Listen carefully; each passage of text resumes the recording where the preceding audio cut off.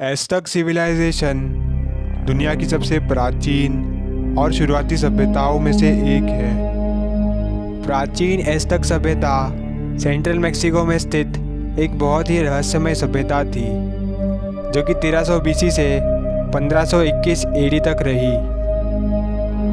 यहाँ के लोग पहले 3 बड़े शहरों में रहते थे, जो थे तेनोच्टिट्लान, टेक्सिको और तियाक्यूपान। एज़्टेक सभ्यता के लोग नाहुती भाषा बोलते थे।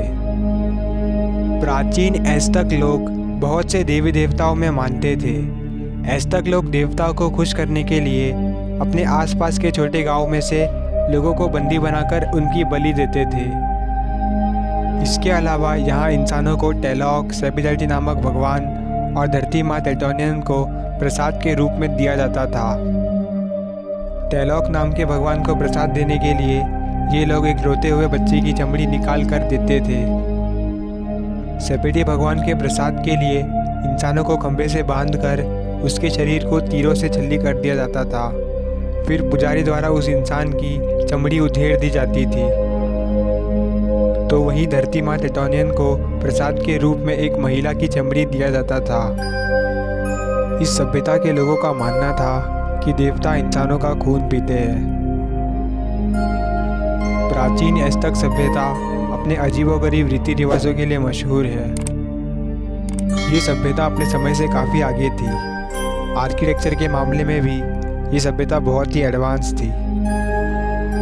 इस सभ्यता के लोगों ने उस समय बहुत से बड़े बड़े पिरामिड्स का निर्माण किया था, जिस पर 365 सीढ़ियाँ होती थी, जो कि एक साल को दर्शाता है।